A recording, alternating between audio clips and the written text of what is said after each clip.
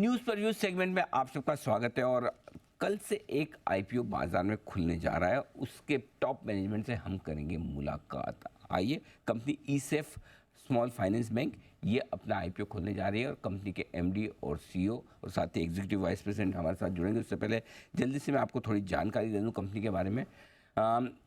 2016 मई में ये बैंक बना था और 2017 से स्मॉल फाइनेंस बैंक के तौर पर कामकाज शुरू किया। तो 5 से 6 साल पुराना बैंक है। स्मॉल फाइनेंस बैंक का थोड़ा रूरल एरिया पे, छोटे गाँव और कस्बों पर फोकस ज़्यादा है। माइक्रो फाइनेंस लोन पर फोकस है कंपनी का। रिटेल और एमएसएमई और एग्रीकल्चर लोन भी ये देते हैं। ज़्यादातर कामकाज इस बैंक का आंध्र प्रदेश, कर्नाटक, केरल, तमिलनाडु, तेलंगाना और पुडुचेरी यानी कि दक्षिण भारत में ज़्यादा कारोबार है। हमारे साथ दो खास मेहमान कार्यक्रम में शामिल हो रहे हैं। पहले तो हैं कंपनी के जो प्रमोटर हैं, एमडी है, सीईओ है, मिस्टर कदम्बेलिल पॉल थॉमस साहब हमारे साथ कार्यक्रम में शामिल हो रहे हैं। सर ने अन्नामलाई यूनिवर्सिटी से एमबीए की डिग्री हासिल की है। Kerala association of micro finance institutions के आप प्रेसिडेंट भी हैं और वित्त वर्ष 2022 में सीआई केरल के चेयरमैन भी सर रह चुके हैं। दूसरे खास मेहमान हैं हमारे साथ एग्जीक्यूटिव वाइस प्रेसिडेंट बैंक के मिस्टर हरी वेलोर साहब हैं जो जून 2022 से एग्जीक्यूटिव वाइस प्रेसिडेंट बने। आपने दिल्ली यूनिवर्सिटी से आर्ट्स हिस्ट्री में बैचलर्स की डिग्री ली है। मदुरई कामराज यूनिवर्सिटी से आपने आर्ट्स में और पॉलिटिकल साइंस में मास्टर्स की डिग्री ली है। एचडीएफसी बैंक के सीनियर वाइस प्रेसिडेंट भी हरी सर रह चुके हैं। इशू की जानकारी मैं आपको जल्दी से दे दूँ। 3 नवंबर यानी कि कल आईपीओ ये खुलेगा, 7 नवंबर को बंद होगा। 57 से 60 रुपये, 57 से 60 ये प्राइस बैंड है। और इशू का जो साइज़ है 463 करोड़ है।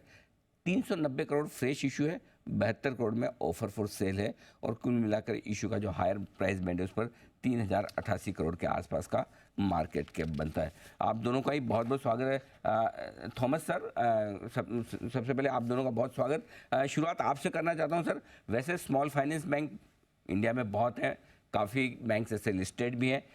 आपके बैंक की बिजनेस के लिहाज से, पोजिशनिंग के लिहाज से क्या स्पेशल चीज़ें हैं, जरा वो आप समझाएं सर आपके प्रोस्पेक्टिव इन्वेस्टर्स को। Okay, so we are a rural and semi-urban focused bank, जी and 90% of our deposits are mobilized from retail depositors, and we are in this space of micro lending space for the last 30 years. So we have got a very long experience in working with the low income communities. So these are all some of the differentiators of ESAF Bank.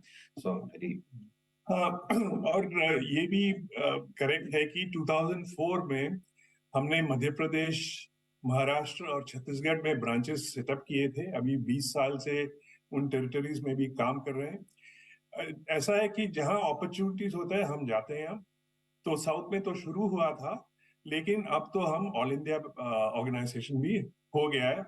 और future में भी ज्यादा अपना investment और अपना क्या है business north India में होगा ही। नाइस। तो मतलब फिर एक और बात जी ये है कि अपना गोल्ड लोन पोर्टफोलियो अभी 3 साल में काफी अच्छा तरीके से प्रोग्रेस किया है। और जब आप अपने पीयर एसएफबीस में देखते हो, हम मेरे ख्याल में हम नंबर 1 पोजीशन में हैं। ओह वंडरफुल, वेरी नाइस। तो खाली सदर्न इंडिया नहीं, अब नॉर्थ इंडिया की तरफ भी बैंक अपना एक्सपांशन कर रहा है। थॉमस सर, कंपनी आपका बैंक का जो आईपीओ है, ऑफर फॉर सेल भी है छोटा, और काफ़ी कुछ पैसा आपकी कंपनी में भी आ रहा है। सो दो चीज़, ऑफर फॉर सेल में कौन इन्वेस्टर्स हैं जो सेल कर रहे हैं और क्यों? Yeah, we have three investors participating in the offer for sale. One is the ISA Financial Holding, part of the promoter group, and the other one is Bajaj Alliance Life Insurance and PNB MetLife Insurance Company, and they're selling all these two insurance companies are selling a small portion of their holding. They came, they joined, they invested in 2018, and the financial holding is also to reduce their promoter holding as part of their strategy, long-term strategy they are selling. Hari sir, जो हमें information है उसके हिसाब से आपका IPO पहले लगभग 1000 करोड़ का था, 998 करोड़ का, वो कम होकर 629 करोड़ हुआ, और इस बार जब आप आईपीओ ला रहे हैं तो 463 करोड़ का लगभग आधा साइज हो गया है जो आपने ओरिजिनली प्लान किया था। साइज क्यों कम किए, इसकी क्या वजह है और इसका क्या इम्पैक्ट होगा सर? तो ऐसा है कि पिछले साल तो हम मार्केट कंडीशंस भी ज्यादा क्या है पॉजिटिव नहीं था और ऑल ओवर द वर्ल्ड। एक बात तो वो है। सेकंड, अपने लिए तो लाइसेंसिंग कंडीशन भी है कि लिस्टिंग करना है।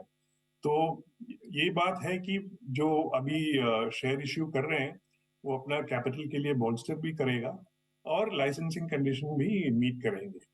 तो ये दोनों कारण है। परफेक्ट, बहुत बढ़िया। क्योंकि लाइसेंसिंग कंडीशन है तो आपको जो कंडीशन है तो उस हिसाब से लाइसेंस इसी दम पे मिलता है स्मॉल फाइनेंस बैंकों की, उन्हें 3 साल में लिस्ट होना चाहिए। थॉमस सर, आपका जो लोन पोर्टफोलियो है 75% लोन अनसिक्योर्ड लोन से, जो मुझे नंबर्स हैं इफ़ आई एम करेक्ट, ये बताएं सर कि क्या रीज़न है कि अनसिक्योर्ड लोन का पोर्टफोलियो इतना ज़्यादा है और उसका रिस्क मैनेजमेंट आप कैसे करते हैं? आपके एनपीए ग्रॉस और नेट लेवल पर कैसे हैं? अच्छा जी।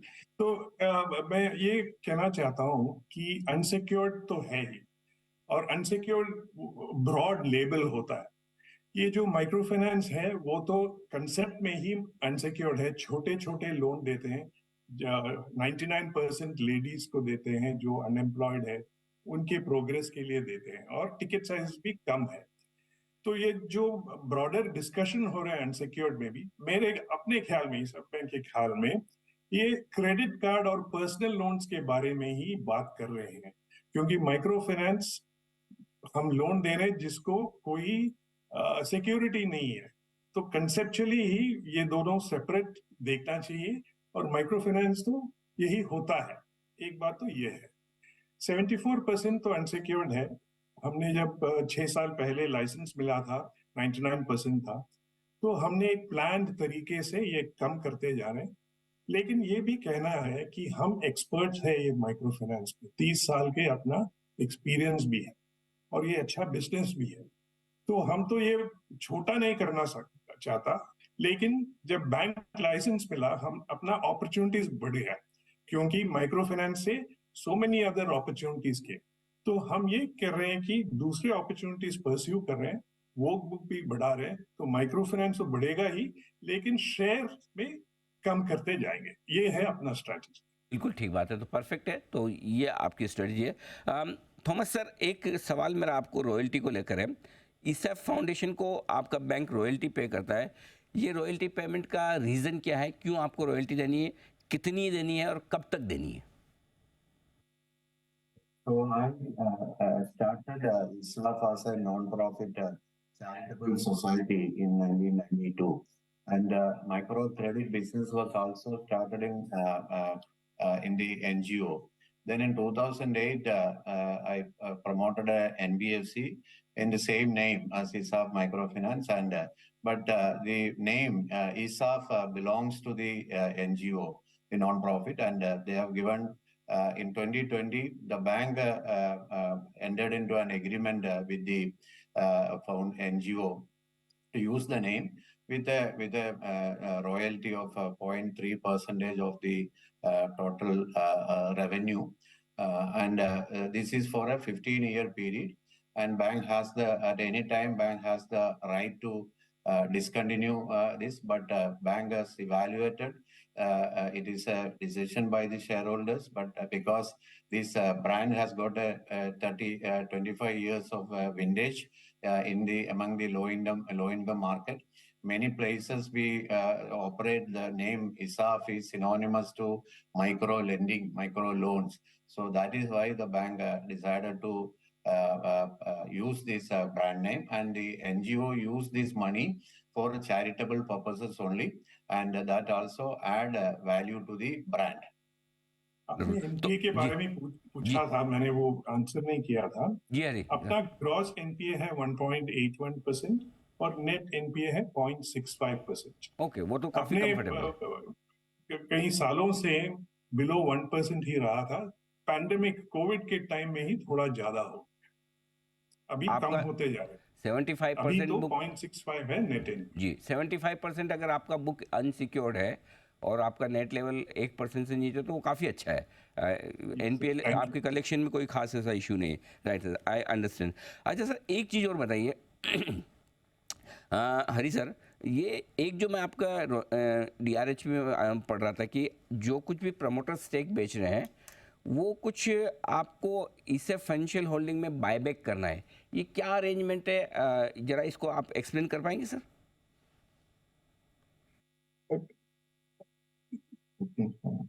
थोड़ा एक और बार रिपीट कर सकते हो? Sir Sorry. सर इसमें ये लिखा है कि जो भी प्रमोटर्स ऑफर फॉर सेल में प्रमोटर्स की तरफ से स्टॉक बेच रहे हैं, जो पैसा आएगा what ever money you get, you will use it in complete a buyback. ESAF financial holding private limited का कोई बायबैक करना है, ये क्या अरेंजमेंट है? ये आप या थॉमस सर कोई भी समझाएं sir. Yeah. So in ISA Financial Holdings, it is a unlisted entity. It's a NBFC CIC. So which has got three major shareholders and few individual shareholders. So some of them wanted to have an exit. So the holding company decided to use the OFS money to buy back the shares so that they get some liquidity. The shareholders get some liquidity. Okay Hari sir, if I understood right, royalty का payment 15 साल के लिए, 15 years के लिए, right, जो Thomas sir ने Yeah. कहा, और अगर बैंक चाहे तो डिसकंटिन्यू भी कर सकता है। ये 15 साल में से कितना साल कंप्लीट हो चुका है, कितना साल और रॉयल्टी देना है sir? Now 3 years completed. Okay, so 12 more years, 0.3% Yeah. Of your total revenue, right sir? Yeah. Perfect. 0.3. Okay okay. अच्छा हरी सर, एक और सवाल है कि FY22 और FY23 आपके कैश फ्लोज थोड़े से नेगेटिव थे, मे बी इन्वेस्टमेंट्स का कोई शायद एडजस्टमेंट था। क्या इस साल कैश फ्लो पॉजिटिव रहेंगे और आगे फ्यूचर के लिए किस तरह का आउटलुक है सर? ऐसा है कि इस साल तो अपना फर्स्ट क्वार्टर का रिजल्ट तो डिक्लेयर हो गया है, अबाउट 129 करोड़ और सो प्रॉफिट डिक्लेयर किया है। तो इस साल तो पिछले साल हमने बुक्स कंप्लीटली क्लीन किया है, बिल्कुल क्लीन किया। तो इस साल तो वी विल सी दी क्या है the benefits out of that. पहले क्वार्टर में we had the network had become 1830 crore और अपने ख्याल में you know the prospects are looking very good. कि मार्केट कंडीशन थोड़ी ठीक नहीं थी, इसलिए आपने आईपीओ का साइज रिड्यूस भी किया, लेकिन क्या फ्यूचर में भी आपको फिर से फंड्स की ज़रूरत पड़ेगी, कुछ और ऑफर फॉर सेल या कुछ और फंड रेजिंग हो सकता है? एक और दूसरा क्वेश्चन ये कि जो बायबैक अरेंजमेंट था जिसके लिए भी प्रमोटर्स को बेचना पड़ा, तो क्या वो बायबैक अरेंजमेंट कंप्लीट हो गया है या प्रमोटर को और स्टेक बेचनी पड़ सकती है आगे अगर और कुछ बाकी है तो? ये दोनों चीज़ बताएं सर। अच्छा, पहले मैं ये कहना चाहता हूँ, ये जो ऑफर का सेल है वो बस 3% ही है। ओके और ये जो इंश्योरेंस कंपनीज बेच रहे हैं वो तो उनके होल्डिंग्स के 10%, इनफैक्ट लेस देन 10% है, तो इट्स अ स्मॉल अमाउंट। तो वो उतना ज्यादा क्या है फर्क नहीं पड़ता उनकी होल्डिंग्स में।